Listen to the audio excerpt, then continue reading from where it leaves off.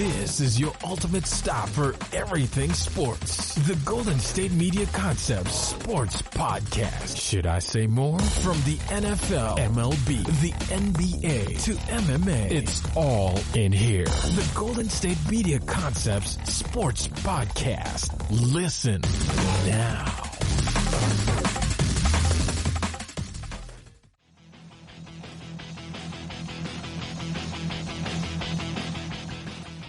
Hello, ladies and gentlemen, and welcome to the GSMC Sports Podcast, brought to you by the GSMC Podcasting Network. And here I am once again in a small cubicle this time. It's not really a cubicle, it's more of an editing bay that we have here at my work at a news station. It's a local news station, and so if the acoustics are kind of off, I apologize. I greatly apologize for that. But we have a show. I'm Josh Strickland, by the way. I'm not sure if I actually said my name. We have a pretty good show today. We have some interesting things to talk about, such as the the Basketball Hall of Fame announced their inductees. There's some updates on what the MLB could do with the upcoming season. Jake Delhomme speaks out about Cam Newton, which I'll discuss why Jake Delhomme is relevant at all in the Cam Newton story. And then we'll talk about some recent comments that Clemson head coach Dabo Swinney made about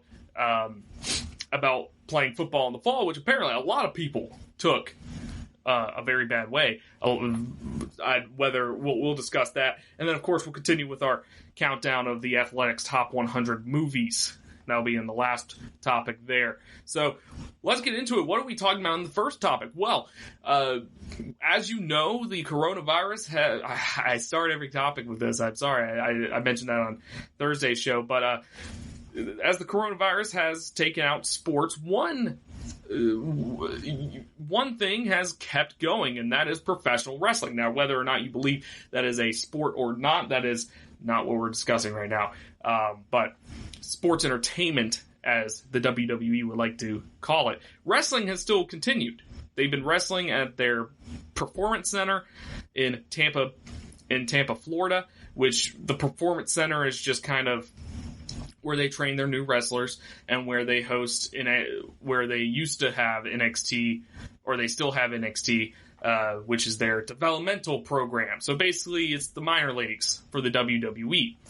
Now, so they have been doing Monday Night Raw, they've been doing Friday Night SmackDown, they've been doing all of their shows so far at the Performance Center with no fans, and things have gotten weird. They've been experimenting with a lot of different things. They've been experimenting with different camera angles and different. They're able to edit shows now, so the storylines storylines that take place in the ring or around the ring now include editing. So, for instance, there was a moment where two of the wrestlers were fighting on a scaffold or something, or a forklift or whatever. One of them got knocked down, and you see a very prominent camera cut back to the guy who knocked the other guy down, and then the guy who got knocked down, they cut back to him, and he's like laying flat on his back. And you're looking at it, and you're just like, oh, that would have killed someone if he fell from that height. But, so the magic of video editing is kind of helping it out. It's very mind-jarring.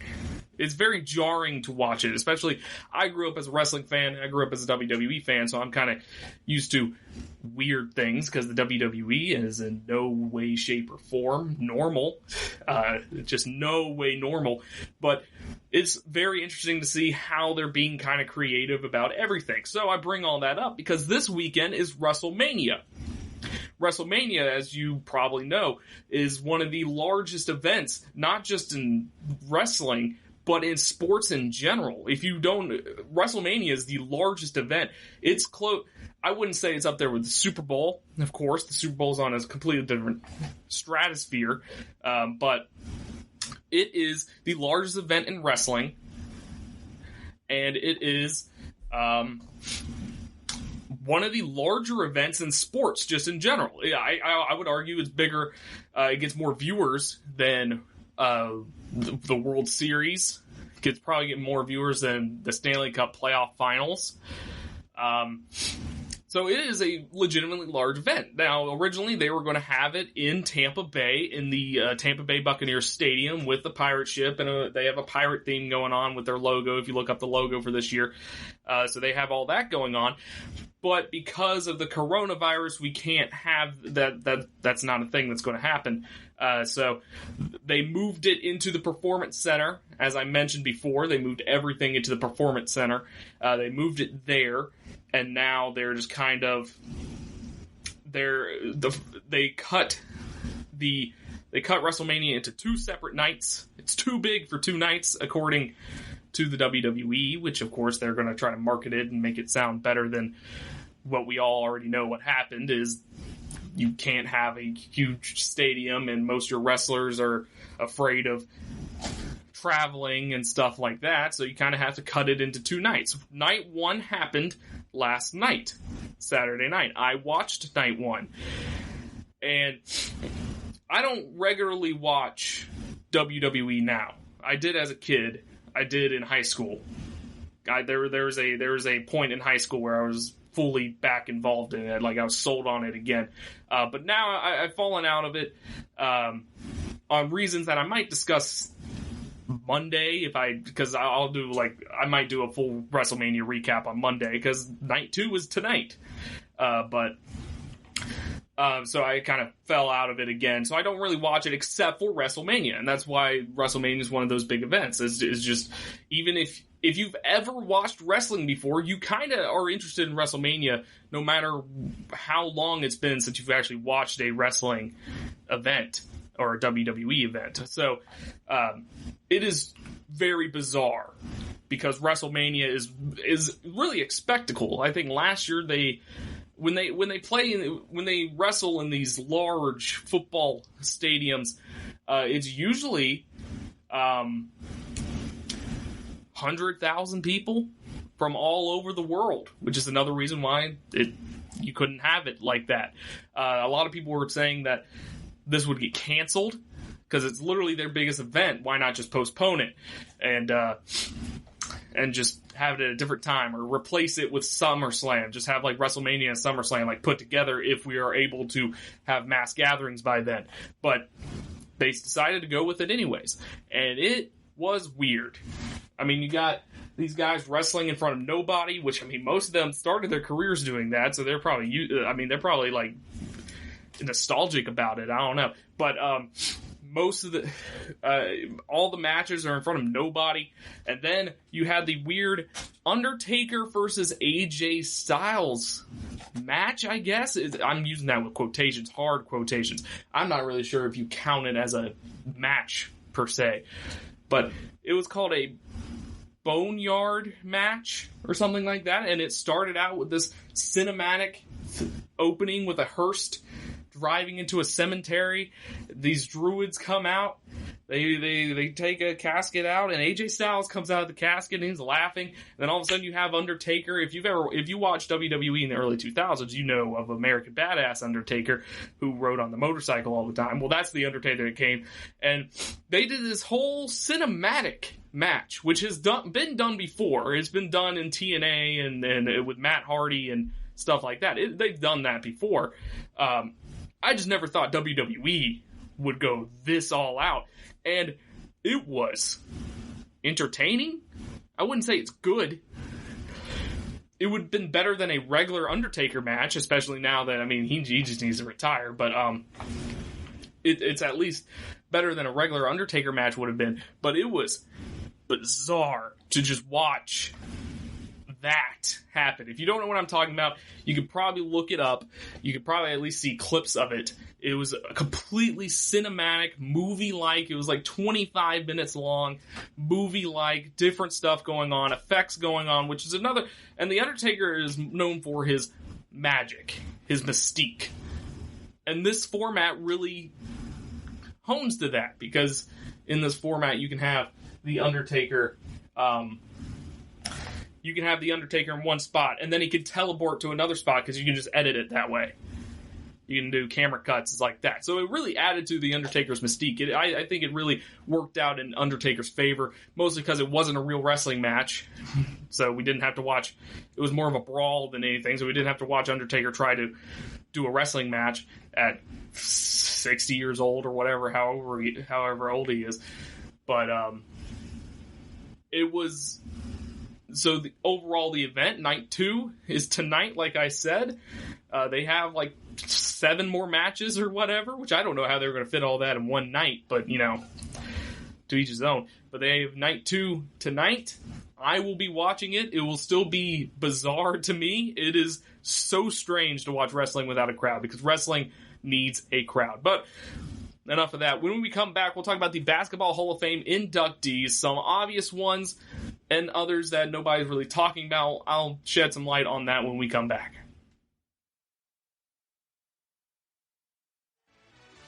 Are you looking for the very best NFL and college football podcast? Then check out the GSMC Football Podcast. Get the latest football news both on and off the field. From the NFL Draft to trades to the rumor mill to the NFL Combines, they got you covered. That's GSMCpodcast.com/football-podcast. Get updates on college rivalries, game day insights, and much, much more. It's football talk the way you want it. This show eats, sleeps, and breathes football. Don't forget to like them on Facebook and follow them on Twitter. Visit GSMCpodcast.com for more info.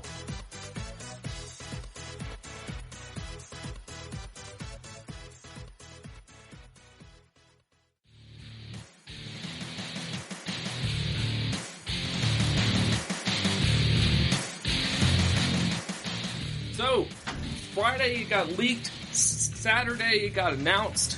We now have our official inductees for the 2020, or we now have our official inductees in the 2020 Hall of Fame, and some of them are very obvious. They're their first year ballots, and then the rest probably not as obvious, but we will talk about them as well. So of course,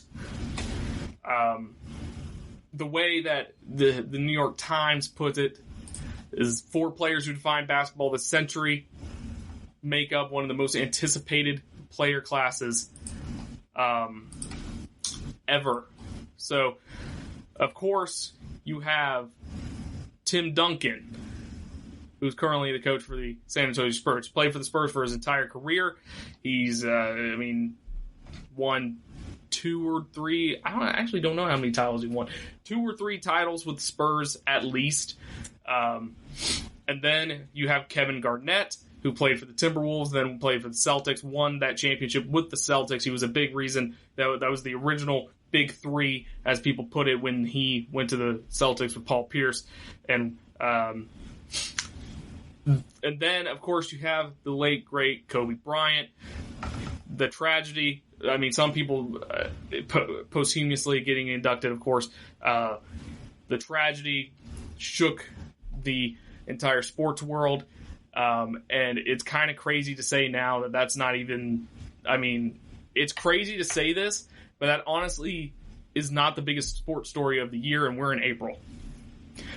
The biggest sports story, of course, is sports not being a thing, but, and that's literally just because it encapsulates every single sport. Not to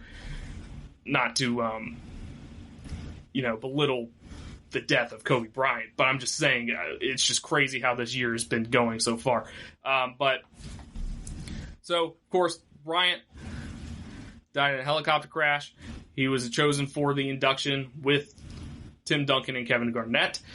All 3 of these stars played in the same era, shaped one another's legacies, and were among the signature faces of the league as it transitioned out of the Michael Jordan era, because it was the early 2000s, late 90s, early 2000s.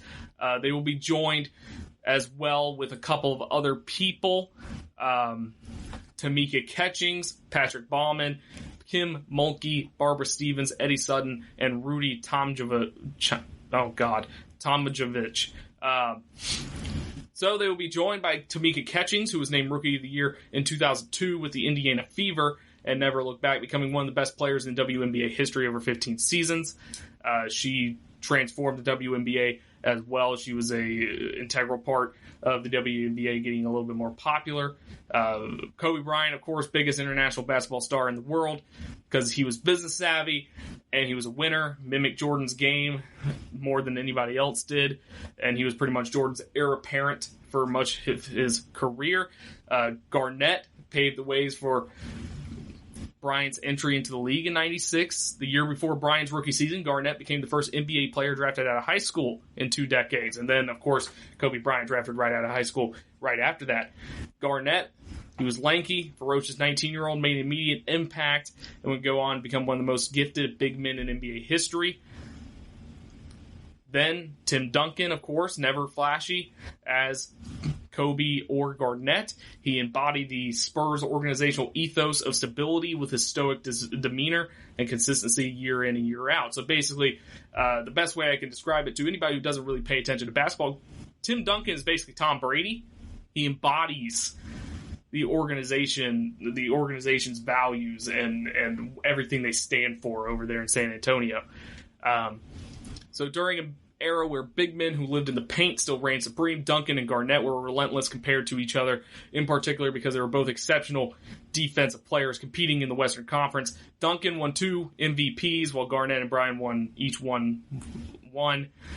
Then at the same time in women's basketball, Catchings was becoming a champion at every level. She won an NCAA championship with the Tennessee Volunteers, a WNBA championship with the Fever in 2012.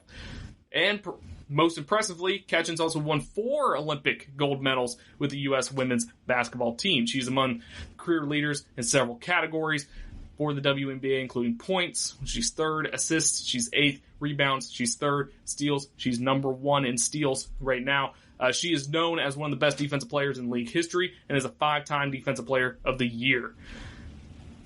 Other people who were inducted, of course, coaches Eddie Sutton, who was the head of Oklahoma State's men's team from 91 to 2006. Kim Mulkey, which Sutton, by the way, he was coach of the year 4 times. I believe he's won 4 national championships as well.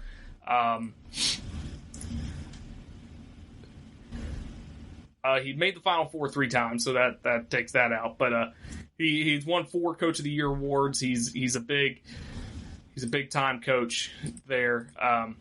Kim Mulkey, who led Baylor's women's team to 3 championships. Rudy, hard name to say, coached the Houston Rockets to 2 championships in the 90s. Barbara Stevens of Bentley University, whose women's team won a Division II championship in 2014. Patrick Baumann, a longtime FIBA executive, also was chosen as a contributor to the Hall of Fame's international committee. So I kind of like the fact that it's just a general basketball Hall of Fame. There's not one... it's not just the NBA Hall of Fame or anything like that. It's pretty cool that you get to see all these different people from different avenues, and they're all put in the Basketball Hall of Fame. So, of course, this is a big story because Kobe Bryant is getting inducted in the Hall of Fame because of the tragedy that happened just over 2 months ago. Which is still, like I said earlier, still crazy to me because so much has happened since then that it's just insane to me that so much has happened since Kobe Bryant's death that, I mean, that was something that shook me for like a solid week or 2. And now I'm not even, like, it's not even on my radar at the moment for stuff that has happened so far. Because the past couple weeks have been a little rough for not only the country, but me personally, of course. But I mean, it's been a rough year so far, as you all probably know. But he deserves being in the Hall of Fame. I don't think anyone disputes Kobe Bryant getting to the Hall of Fame, especially on a first ballot. It's going to be interesting who's going to accept it for him, whether it be his wife or maybe someone that was close to him. Phil Jackson could be one. Michael Jordan could accept it for him as well. But then you add in Tim Duncan and Kevin Garnett, both of them. I mean, like I mentioned before, they were game changers. They were dominant big men when big men were still the main thing in the NBA. As you've seen in the past couple of years, we've had a shift from big men to sharpshooters, long range guys. So So Tim Duncan and Kevin Garnett, they were kind of actually, they were kind of at the end of the big man era, I guess you can say. Big men are always important, but not this is the point of the NBA where they are the least important. So those guys make sense. Nobody can dispute that. Some of the other names down here you kind of can't dispute.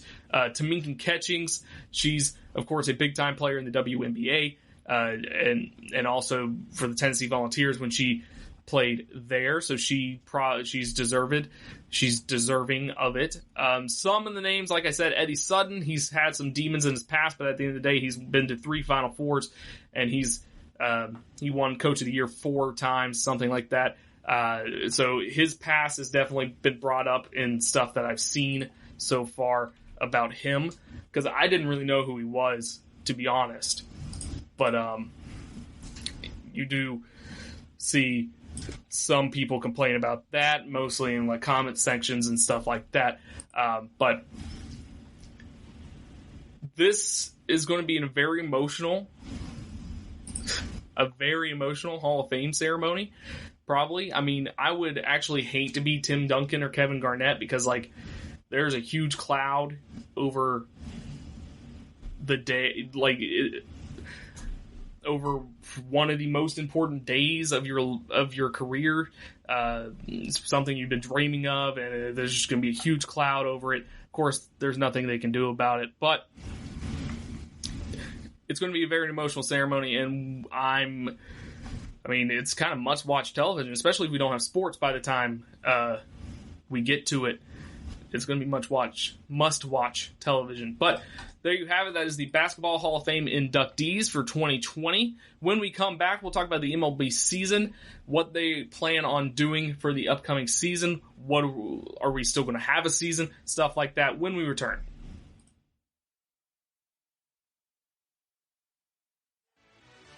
Check out the show that's built on the MMA. From the UFC to extreme cage fighting, they got the fights covered. Check out the GSMC MMA podcast. Get the latest news on past or upcoming fights. Join us as we talk to and about some of the biggest names in the MMA, past, present, and future. When it's the fight game, there's just one show to check out. GSMCpodcast.com/MMA-podcast. Don't forget to like them on Facebook and follow them on Twitter. Visit GSMCpodcast.com for more info.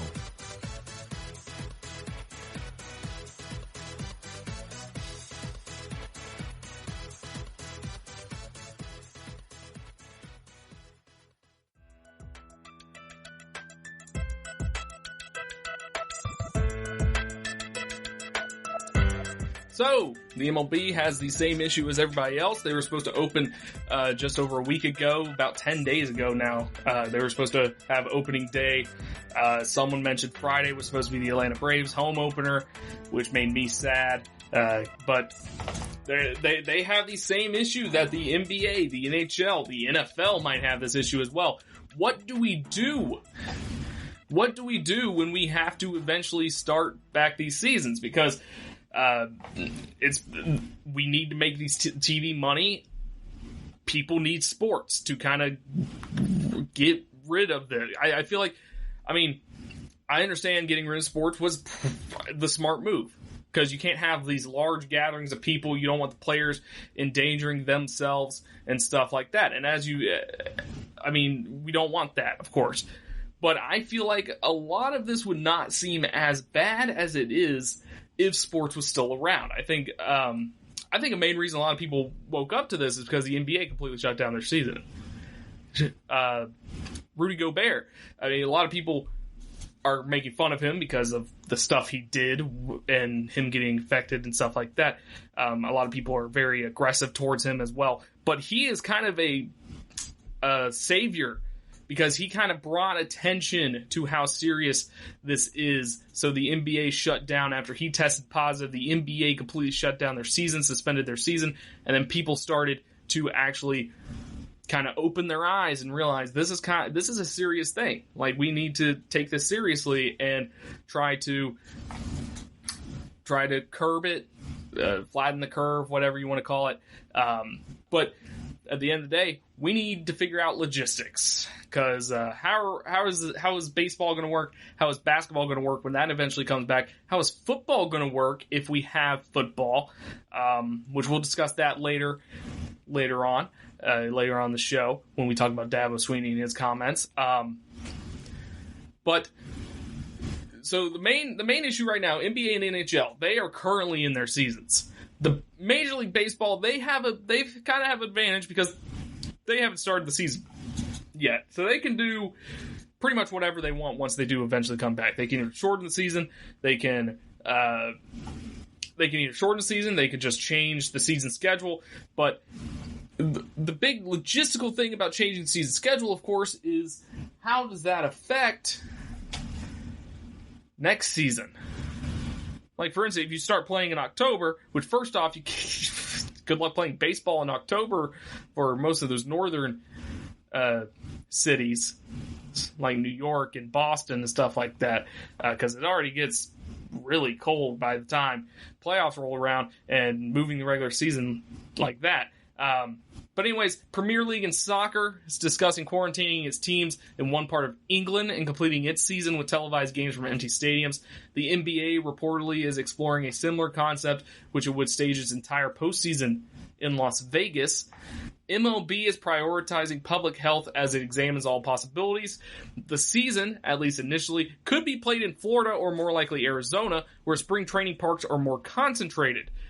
But the logistics of quarantining 30 teams in one area would be extremely complex and potentially controversial, requiring local, state, federal government cooperation and resources that might be necessary to fight the coronavirus pandemic. Baseball is a secondary concern at a time when thousands in the U.S. are dying from COVID-19, of course. The possibility of the sport returning this summer in stadiums open to fans appears increasingly remote. But if the season could be played safely in empty parks without disrupting efforts to save lives, the sport could play a restorative role for the country, as it did during World War II, as it did after 9/11, stuff like that. So, a British website called The Independent touched on the possibility of the Premier League serving a similar purpose in England, saying that the entertainment aspect has drawn increased government backing too, as they like the idea of the population engrossed in the national sport, especially in the event that lockdown measures are tightened or extended, which makes sense because sports is always a huge distraction. No matter what's going on in your life, I'm assuming if you listen to this, you like sports. So you watch sports to get away from it all. Of course, if you have a bad day but your team wins, it makes it a little bit better.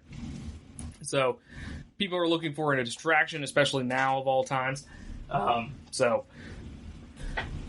The Athletic reported Thursday that the plan to play the Premier League's remaining 92 games at a World Cup-style base might be unworkable in reality, citing compromises to the integrity of competition because of the teams losing home games and the difficulty of guaranteeing the health of workers. The latter concern would be the most significant for baseball. To play under quarantine, the sport would need to protect the health of not only the players and other club personnel, but also umpires and those producing the television broadcast, plus hotel workers, bus drivers, anyone else that could possibly be involved with the players and games. Your margin of error is so small, one baseball official said. As an example, the official cited the possibility of a hotel worker going home, catching the virus, and bringing it back into the baseball environment the next day. The effect might be similar to what occurs on a cruise ship. Infections would spread rapidly, and the sport again would need to shut down. So, diverting resources from healthcare would be another concern. Baseball would need to conduct wide-ranging testing for the virus, isolate anyone who gets sick, and provide proper medical attention. Such an effort would require outside assistance, the kind of resources the league could not justify drawing away from the general population in the middle of a public health crisis. Imagine that if we just completely put all of our efforts into trying to get baseball back. That would be absurd. So, from the moment on March 12th, when Commissioner Rob Manfred announced the start of the season would be delayed, baseball has said that public health concerns would govern its decisions. President Donald Trump has extended social distancing guidelines through April 30th. The Centers for Disease Control and Prevention, the CDC, has recommended against gatherings of 50 more people through at least May 10th. As the death toll from the virus mounts, it's difficult to imagine the CDC approving the opening of major sporting venues to spectators anytime soon. So playing in empty parks would be better than not playing. From a TV perspective, we talked about TV revenue a couple weeks ago, but still would create a shortfall for baseball, which generated a record $10.7 billion in revenue last season, according to Forbes. The sport would collect revenue from its local and national television partners and advanced media ventures, but not from fans who buy tickets, pay for parking, and purchase concessions. So the players who already have agreed to prorated salaries if the 2020 season is shortened almost certainly would be asked to accept further reductions in pay. The owners, meanwhile, might need to consider sharing local television revenue to balance the disparity between bigger and smaller markets on a short-term basis. Such compromises might be necessary if the alternative to baseball with no fans was no baseball at all. One league official says he is not particularly worried about the economic issues playing in empty parks would present, calling them math problems. Keeping fans, players, and others healthy would be a far greater challenge, one that, at least short-term, cannot necessarily be solved. For now, baseball continues to model various options, trying to determine how each would work. The landscape might change if better treatments for COVID-19 emerge in the coming months, but in the nation's current state, the quarantine plan might be baseball's best chance for returning as quickly as possible, and that plan might not be viable at all. So, baseball wants to come back. People want sports back, of course, because I'm watching marble races, and I'm watching wrestling again, and I watched The Voice all last week. I literally watched the entire season up to this point of The Voice last week, and then I watched Blind in Love or whatever it's called as well. So please help me. But of course, the safety of the workers, safety of the players, and stuff like that takes precedence. I mean, not precedence. That takes. That will take bigger concern than just playing baseball. So there's a lot of issues. I would not want to be the person trying to figure this out. I'm glad I'm just the person that reads about it and just kind of like figures out what kind of ways we could figure something out. The quarantine plan is a good idea in theory, but you're telling a bunch of baseball players to stay in one city or one state for a long period of time, and then the testing, you're going to have to test them like every day, which we don't have the means to do that at this moment, as some people are going without getting tested right now. It's a concern. We don't know what we could do to curb this and have baseball come back, have sports come back in general. But we'll just have to wait and see. Just everybody, I mean, try to flatten the curve as much as we can, and hopefully we can get back to normal and have sports up and running again. But it is very interesting to see the thought process in all these sports leagues. I know a lot of them are probably working, most of them are probably working together right now, trying to figure out a good way to figure everything out. But it continues to be very interesting watching it all unfold. When we come back, we'll talk about Jake Delhomme. He speaks on Cam Newton's situation, and I'll explain to you why that matters when we return. Are you looking for help for your fantasy football team? Check out the GSMC Fantasy Football Podcast. Get today's best advice on who to start, who to sit, even who you should draft. From sleeper picks to red hot lineups, they got it all covered for you. That's GSMCpodcast.com/fantasy-football-podcast. We'll cover traditional leagues, dynasty, PPR, even IDP leagues. When you need fantasy help, there's just one show to hit up. Don't forget to like them on Facebook and follow them on Twitter. Visit GSMCpodcast.com for more info.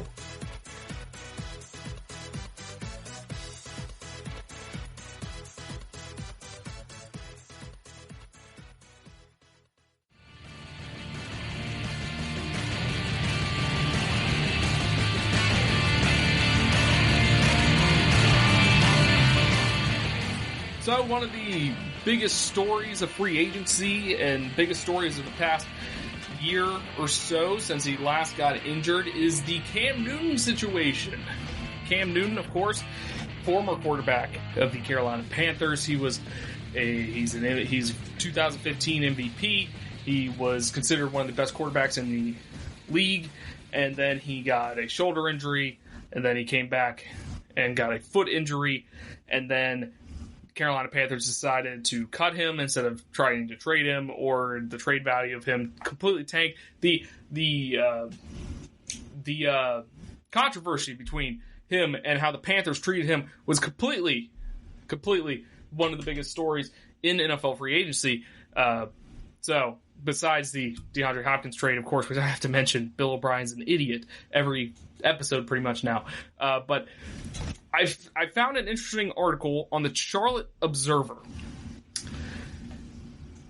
where they interviewed Jake Delhomme.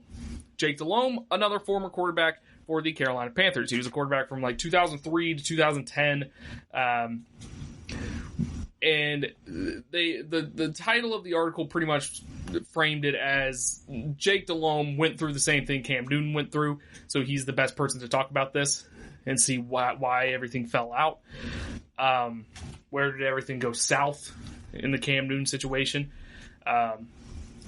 So the reason Jake Delhomme is relevant is because it kind of happened to him the same way, although Jake Delhomme was a lot more understanding from the team's standpoint. Jake Delhomme had he threw 4 picks in the playoff game in 2009, and then the 2010 season he was throwing picks out left and right for half the season, and then they benched him, and then they cut him. So it's a completely different situation actually. But the Charlotte Observer decided to interview him. He's also the current radio broadcaster for the Carolina Panthers.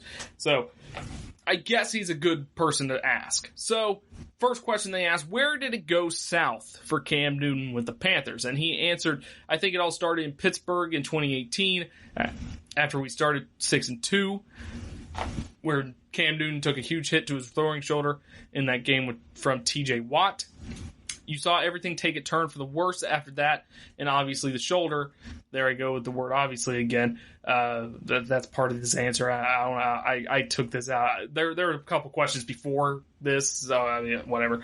He continues with, I watched Cam in camp the next year, 2 days against Buffalo in August 2019, though.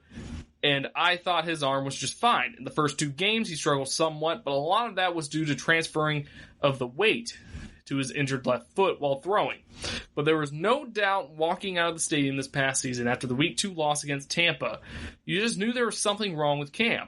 He had run the ball only 5 times in 2 games. And that's correct. I mean, he had that lingering foot issue pretty much throughout. He got it, I think, he got it in one of the preseason games, and then he just continued having it, and it was just a bothering issue. And I did notice that as well. He didn't really run the ball a lot. He only ran it 5 times in 2 games, as Jake Delhomme said, which is a huge red alert for Cam Newton when a huge part of his game is being able to run. And I'm not saying he's more of a mobile quarterback, but I mean, he gets out of sticky situations. He's also built like a linebacker. So, I mean, if he needs to run someone over, I mean, some of his best plays are him running people over while running the ball. That's just the fact of the matter. You can deal with the weaker throwing arm, which that's some people's main concern with him. They're saying he can't throw 60 yards or something like that. You can deal with the weaker throwing arm if you have that run. If you are able to run and make plays, extend plays, and stuff like that. So, those are valid concerns, of course, with the Carolina Panthers. So, you knew something was wrong, because the foot thing, of course. So, next question is, your ending at Carolina wasn't what you wanted. You said at the time the Panthers, this is to Jake Delhomme about his ending at Carolina. You said at the time the Panthers released you in 2010 that you felt blindsided. Happened much the same way with Steve Berline with the Panthers in March 2001 too, as well with Cam. Players rarely get the ending they want. With that said, what do you foresee next for Cam's career? Jake Delhomme mentions, I've tried to think of which team would work for him next. This is my opinion. I don't think he can go where there is an established starter and he's a backup, a just-in-case player. That's not him. When Cam walks into the locker room, you know the personality he has, the presence he brings. That's a starter. This is a different individual. This is not a toe-the-line backup kind of guy. This is a guy who's got something to him, and all those guys on the team would look at him if the starter was struggling and say, put him in, let him do something. He completely does not answer the question that was asked, by the way, or the first question. But he goes into where he thinks Cam Newton could go, and he brings up he mentioned something that I've been saying on this show for the longest time. It's kind of difficult to find a spot for Cam Newton, especially after the recent free agent signings. There's kind of a difficult place to put him there. So he mentions that Cincinnati, they've got an opening, but Joe Burrow.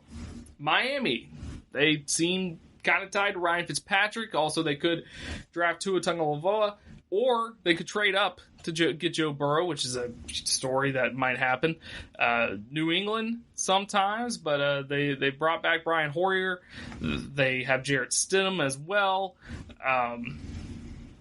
Two of the biggest possibilities, of course, the Los Angeles Chargers. They currently have Tyrod Taylor as their quarterback, which, in my opinion, I think Cam Newton would probably be an upgrade over that. I don't think that's a very controversial opinion there, but Cam Newton for the LA Chargers would be cool. He mentions Jacksonville. Jacksonville, they have Gardner Minshew, which I think trading Nick Foles kind of puts confidence in Gardner Minshew. But if you're Jacksonville and you have a chance of getting Cam Newton and you think Cam Newton can be better than Gardner Minshew, which, no offense to Gardner Minshew, love him, but he is not better than Cam Newton. So I just thought it was interesting. I thought this article was interesting because, like I mentioned before, Jake Delhomme, he was kind of blindsided. And the Panthers have a history of kind of blindsiding players, especially popular players. They have a very huge history of blindsiding players. And I mentioned before that the best quarterback for the Carolina Panthers in history of the Carolina Panthers, it's between Jake Delhomme or Cam Newton. There's no denying that. Both of them led them to a Super Bowl. Jake Delhomme won 5 playoff games. Cam Newton won 3, stuff like that. So this is the big. So your two biggest quarterbacks, you kind of just cast it away. And like I mentioned, the Jake Delhomme, getting rid of him was a little bit more digestible than getting rid of Cam Newton. Because Cam Newton, it was injury issues, but you kind of understood why you have to get rid of him. He missed a year and a half, pretty much. A season and a half, pretty much. So it's kind of understandable to get rid of a quarterback at that point because, I mean, he's kind of breaking down. Jake Delhomme, he had interception issues. He just seemed washed up by the time Carolina Panthers got rid of him. But they have a history of just kind of not having the best way to get rid of guys. You've seen it with Julius Peppers, too, as well. Steve Smith. Something about the Carolina Panthers is just not very good at getting rid of people or lightly, gently laying it down that, hey, we don't need you anymore. Can you please leave? But Cam Newton, still one of the biggest stories of free agency as we continue on here, as he still hasn't signed with anybody. He keeps posting videos of him working out, saying that they think I'm washed up, but he'll show them. Well, you can't really show anybody if you're not on a team there, bucko. Sorry. I think the Raiders could still be an option because, I mean, you have Derek Carr there, but you've had friction between Derek Carr and John Gruden there, and it's been rumored that they're going to get rid of Derek Carr for the longest time. But they also just got Marcus Mariota, so that might dispel that. And then, of course, Jameis Winston's still on the market. Yeah, I mean, most teams that usually have quarterback issues, like the Bills, they have Josh Allen. Josh Allen's pretty good.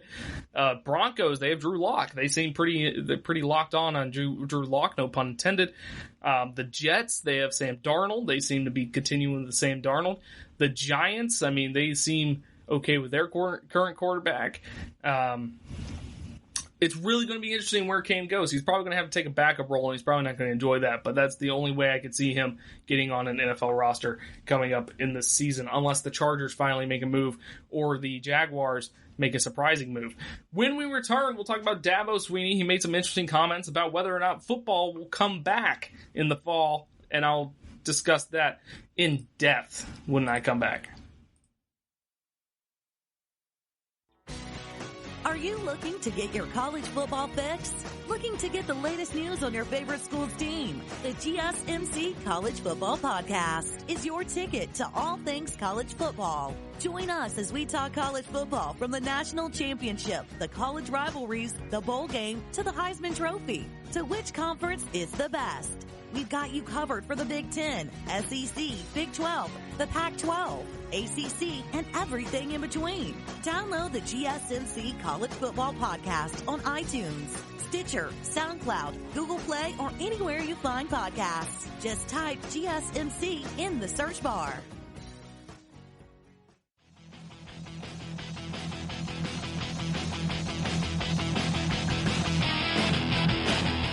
So here's another terrible segue about coronavirus canceling all sports that you're probably sick and tired of hearing me say, because I say it every segment, it seems like. But football, it is the main concern of a lot of people, especially below the Mason-Dixon line in the southern states, the SEC country, as you may like to call it. There is a huge concern about whether or not football will be played or not.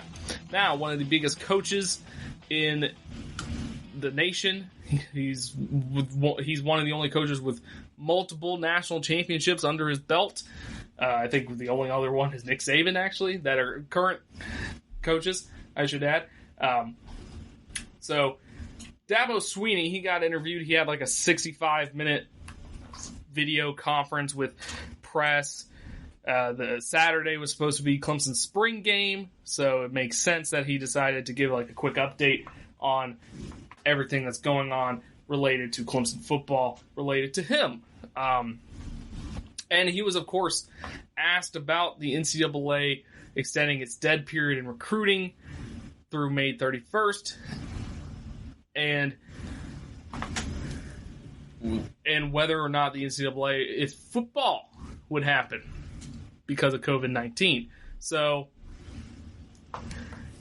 here's some of the answers that he gave. He said, my preference is to let's get to work and let's go play. That's the best case scenario, and I think that's what's going to happen. He said, this is America, man. We've stormed the beaches of Normandy. We've sent a car and drove around on Mars. We've walked on the moon. This is the greatest country and the greatest people in the history of the planet. We created an iPhone that can send a message. I can sit here and talk to all of you people in these different places. We've got the smartest people in the world. Listen, we're going to rise up and we're going to kick this thing right in the teeth, and we'll get back to our lives. That's the only mindset we've got. He said all the rest of that stuff, I'll let all the smart people figure out all the doomsday scenarios. I've got one scenario, and that is running down the hill and kicking off in Death Valley. So, this made a lot of people angry, and I always...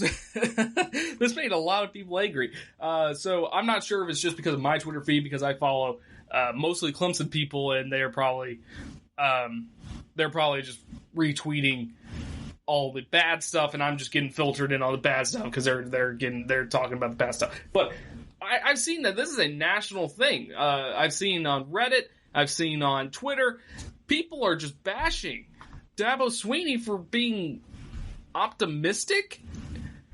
And basically, the only way I can boil down to is that people just don't like him for whatever reason. I mean, that's fine, I guess, but like, he's literally all he said. He even said in his comment that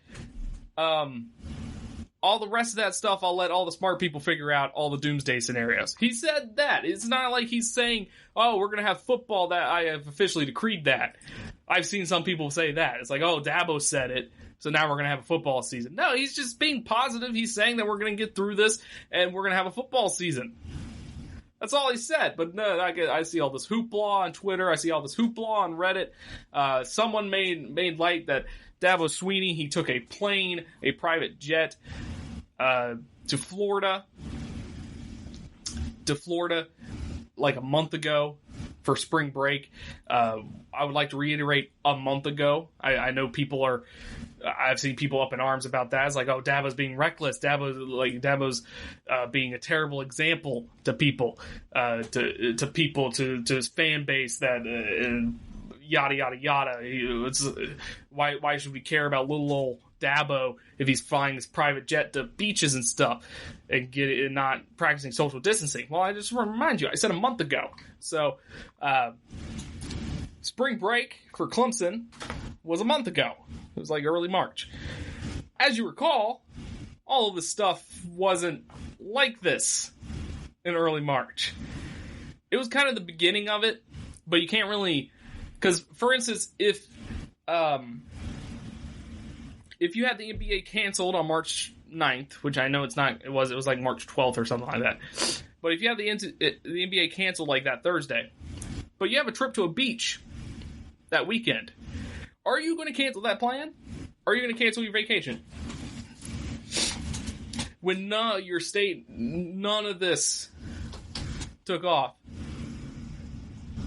I'm just saying. I mean, people are just bashing Dabo for being positive. They're bashing him for going on vacation before this all kind of blew up and sports got canceled. I mean, in my opinion, in my humble opinion, and of course, this is my opinion. You can disagree with it, and you might think I'm a homer for, backing up my coach or whatever, because I am a Clemson grad. I'm a Clemson fan. I used to work for the football program, so I've had interactions with Dabo. So you might see this as homer, but this is my personal opinion, and I would say this no matter who it was. I don't care if Ed Orgeron went to freaking Haiti during this. If it happened, anything past 5 days after the NBA shut down, I give it leeway. Yes, this whole thing, yes, the coronavirus was an issue. Yes, all that. It's been an issue for months now. It's been an issue since it first started up in China, and China had their huge outbreak. Of course. But you can't really blame people for not taking it seriously until the NBA shut down and sports shut down. I mentioned earlier that Rudy Gobert was kind of saved everybody because he enlightened everybody into how serious this issue is. I'm sticking with that. But you can't blame people for not taking it seriously until sports got shut down. Because at the end of the day, it was just kind of like, oh, it's just that disease that came from China. And, some people in America have it, but it's fine, whatever. I mean, I agree that Donald Trump saying it's a hoax was a terrible move. We're not going to make this political, though. But you can't really blame people for that. But all I see is people, he's just trying to be optimistic, and I see people bashing him, and the only thing I can really think of is that they're just bashing him because they don't like him for whatever reason. A lot of people don't like the all shucks is me persona that he has accumulated himself, which he's from Alabama. I mean, like, that's not like, a rich place. He's from Alabama. He moved to Clemson. Clemson's not a very rich place. It is now because of the football program that he built. But when he first got here in 2003, Clemson was not a big time place, So, I mean, it's just mind-boggling to me that all these people are so against it. I mean, he's just being optimistic. Nothing he said raised any red flags for me. Nothing he said raised any red flags. I'm just saying. Now, he did take a jab at Alabama, because Alabama is now doing workouts. All their players are working out from home. They gave them all Apple Watches, which people are thinking is an NCAA violation. Which, of course, Alabama of all schools would check in with the NCAA to make sure it's okay to do that. And in these unforeseen times, it's probably perfectly fine to do that. So, gave them all Apple Watches to keep track of their workouts. Dabo said, our guys are putting in work. I don't need an Apple Watch to track them. They're putting in work. Now, that is one thing I can see people not liking about Dabo. Dabo is petty. I will say that. Dabo is one petty person. I can tell you that. just based off, just take Dave Dorian of NC State. Dave Dorian said some mean things about Dabo about like 3 years ago, and now mercilessly beating NC State any chance they get. Anytime Clemson plays NC State, it is a merciless beating.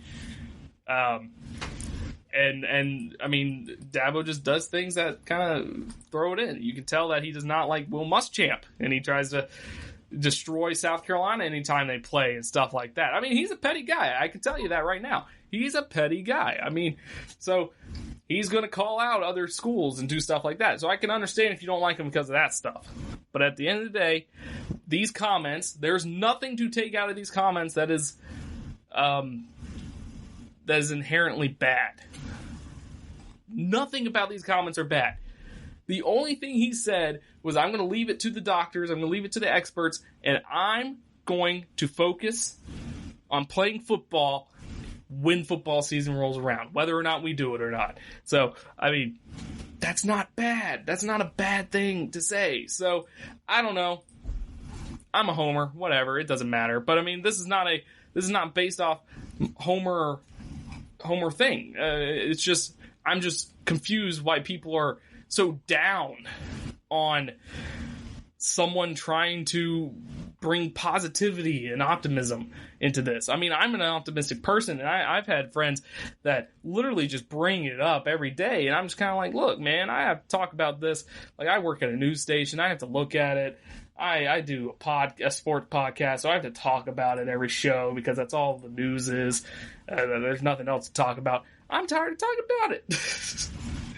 Let's just play a video game or something like that. But anyways, when we return, we'll continue moving down the list of the Athletics Top 100 Sports Movies when we return.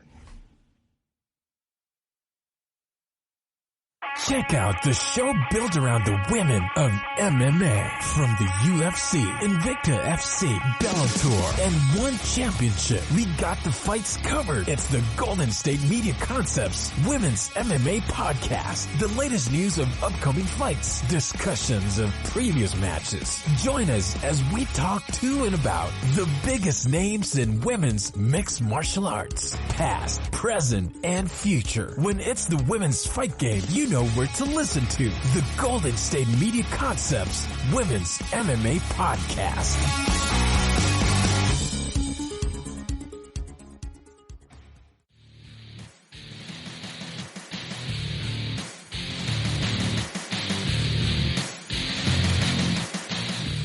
All right, folks, here we are. We're doing 79 through 70 here on the Athletic Top 100 Sports Movies, and I just want you to know, started this Monday, I think, last Tuesday, I mean, and I have not watched any of the movies I said I was going to watch. Time, like I said, time's been hard. I'm working extra hours, because, you know, I just got to make money, man. Got to live. So I'm working extra hours at the news station, so I don't have a lot of time to watch movies except for on the weekends. So, I mean, maybe I'll watch something later. But I almost rewatched Cool Runnings, though. So, I mean, maybe that's not completely true for me not having time. But I almost rewatched Cool Runnings. But let's continue. We're going at 79, which is Race, which is 2016. Average rating of 75. So Race is, of course, it is a biopic about Jesse Owens. It was meticulous, most notably the high drama at the 1936 Berlin Olympics. Jason Sudeikis plays Larry Snyder, Owens' college coach. One caveat, though, kept envisioning Sudeikis in his role as Joe Biden on Saturday Night Live when rewatching scenes from this movie. So, it's about Jesse Owens. I haven't seen this movie. I've heard it's really, really well made. It's very meticulous. It's got a lot of attention to detail about Jesse Owens, his life, and everything that happened in the Olympics at the 1936 Berlin Olympics. And, it does seem like something I need to watch, I feel like, mostly because Jesse Owens was the man in track and field, and I need to learn more about him because I really don't know that much about Jesse Owens. So I need to learn more about him, figure something out about that. But that's 79. Move on to 78, which is Pumpin' Iron, 1977. which the average rating is 75.12. The world of competitive bodybuilding was all but in the dark until 1977 documentary Pumping Iron shed light on this strangely fascinating sport. The fly-on-the-wall style truly gives us a feeling of seeing something rarely seen by the public. Centering on the 1975 IFBB Mr. Universe and 1975 Mr. Olympia competitions and the competitive rivalry between Arnold Schwarzenegger and Lou Ferrigno. The personalities of these larger-than-life athletes really shine through. In fact, it made both men household names, with Schwarzenegger essentially becoming the biggest action movie star of all time, and then eventually the governor of California following its release. So, I've seen clips of this, actually, because, Arnold. But, I have no desire of watching it, because bodybuilding kind of freaks me out. Freaks me out what they do to their bodies and like how they dehydrate themselves and all that. Just the everything they do just kind of freaks me out. just the methods, the training, stuff like that. It just kind of freaks me out, and I don't really want to watch a documentary about it. But I can't say with a full heart that I'm going to watch this at all. I mean, it's an interesting premise, I guess. But, yeah, I don't think I'm going to watch it. I'm just not that interested in bodybuilding. 77, McFarlane USA 2015, average rating is 75.23. This is a Disney film, but director Nikki Caro rarely lets this based on a true story movie dip too far into schmaltz. Sports movie Hall of Famer Kevin Costner builds a high school cross-country team made of poor kids of migrant farm-working families. But because of the work the runners put in at school and in the fields, the team's success at the end feels earned instead of something preordained by Hollywood. Two scenes stand out, where Costner works the fields to get an idea of why some kids miss practice, and he barely makes it through the day without collapsing, and the other being the team's trip to see the ocean for the first time, which is emotional, inspiring, but I have not seen. I actually didn't know this movie existed. I didn't know Kevin Costner was in a track and field cross-country movie. I thought I knew about every Kevin Costner movie, but now I have to add one. Every Kevin Costner sports movie, but now I have to add one to my list where he is a track coach, cross-country coach, sorry. But haven't seen that one. It's interesting concept. It's got Kevin Costner in a sports movie, which, as you know, that automatically means it's good, so or at least decent. So, McFarlane USA, I'll check that out probably, maybe, who knows. Rudy is 76, 1993, average rating is 75.83. We all know what Rudy is. Some people think Rudy is too corny. I think it's near perfection. The story of a scrawny walk-on who finally gets a shot would not have resonated like it did if it involved any other school than Notre Dame. It's built on heroes and mythology. The final act is as powerful and emotional as sport drama gets. This is one of the reasons Notre Dame is still one of the biggest college programs in the world. I mean, you had the Four Horsemen early on, then of course you had Knute Rockne and all that stuff. But Rudy kind of cemented Notre Dame. I mean, when you watch a baseball movie, most of the time it's either going to be the Red Sox, it's going to be the Dodgers, it's going to be the Yankees. When you watch a college football movie, Notre Dame's going to be in it. Some way or some form. And Rudy is one of the reasons. I know a lot of people who like Notre Dame, or their parents like Notre Dame, because Rudy. I'm not joking. Because of Rudy. So, this movie is influential on the college football landscape because you know a lot of people like Notre Dame because of Rudy. And I just want to mention that he was offsides. Okay. Number 75, Endless Summer, 1966 movie. Average rating is 75.91. More of a travelogue, buddy flick than an actual sports film, but The Endless Summer beautifully explains surf culture to a generation of people who were only familiar with it through Frankie and Annette movies or the dulcet sounds of Jan and Dean and the Beach Boys. So this is a surfing movie. It's from 1966, which makes it a little difficult for me to have been able to watch it. I don't know what it is. So it might be too early for me. I like the poster of it, or the book cover, or no, yeah, it's the poster of it. The poster of it's pretty. I would actually like that poster in my room. But Endless Summer, I don't know what it is. Number 74, Better Like Beckham, 2002. average rating 76.36, came at the perfect time post-1999 World Cup to throw fuel on the fires of total soccer obsession, adding Jess' journey to find her own identity and the extreme subtextual queerness between her and Jules, and you get a perfect formative movie for a generation. So I have not seen this one either. I feel like I've only seen like 5 of them so far.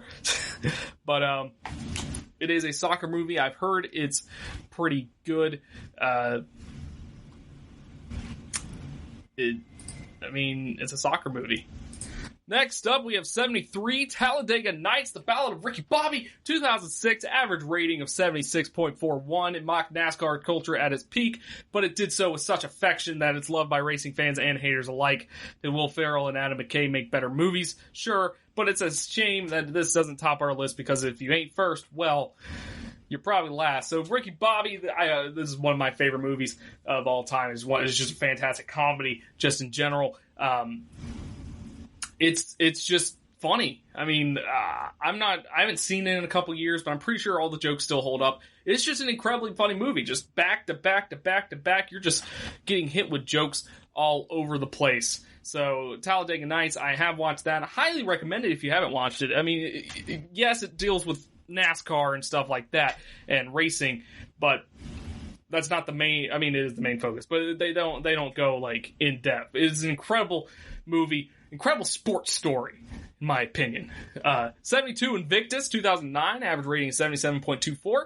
It's a rebuttal to the stick to sports goons. Invictus shows how sports and politics are often intertwined, and that grace and forgiveness are way better than payback. It's a typical underdog wins the title story, but this squad, South Africa's rugby team, pulls a nation together along the way. And Morgan Freeman is Nelson Mandela. So I have seen this movie. It's a very fantastic movie. I haven't seen it in a while. I haven't seen it since like high school, probably. So, very good movie, though. It does touch on, the issues that were going on in South Africa at the time. So it's very good movie. It does have rugby in it, so if you don't like rugby, sorry. Number 71, Dodgeball, The True Underdog Story, 2004, average rating is 77.31. Another one of my favorites. Apparently my favorites are all in the 70s. I actually saw Dodgeball in the theater twice. It was that funny. Vince Vaughn and Ben Stiller are the headliners. Most memorable performance came from a couple of smaller roles. Jason Bateman as a dodgeball color analyst, and Lance Armstrong as himself, pre-doping scandal. There's not much more I can add to this. I mean, Dodgeball is just a fantastic story. I mean, it's a fantastic movie. It's a true underdog story, as in the title. It's hilarious. It's got a pirate in it. I recommend it. Number 70, Seabiscuit, 2003, average rating 77.35. I gave Seabiscuit a highest score of 89, in part because it scored a Best Picture nomination, but also in part because of the tremendous performances from Jeff Bridges and Chris Cooper. While I didn't think the film was as good as the book by Laura Hillenbrand, it still captured my imagination and transported me to a time when horse racing was one of the biggest sports in the United States. That's from Cooper from The Athletic. I've never watched Seabiscuit, never been interested in Seabiscuit, so sorry. But anyways, that is the show. We'll cover 69 through 60 when we come back on Tuesday. But that is the show, ladies and gentlemen. If you like the podcast, like, rate, and subscribe to us on wherever you get your podcast. And you can follow me on Twitter at Strickland_Josh. Thank you, ladies and gentlemen, for listening to this show. And I'll see y'all on Tuesday. You've been listening to the Golden State Media Concepts Sports Podcast, part of the Golden State Media Concepts Podcast Network. You can find this show and others like it at www.gsmcpodcast.com. Download our podcast on iTunes, Stitcher, SoundCloud, and Google Play. Just type in GSMC to find all the shows from the Golden State Media Concepts Podcast Network, from movies to music, from sports to entertainment, and even weird news. You can also follow us on Twitter and on Facebook. Thank you, and we hope you have enjoyed today's program.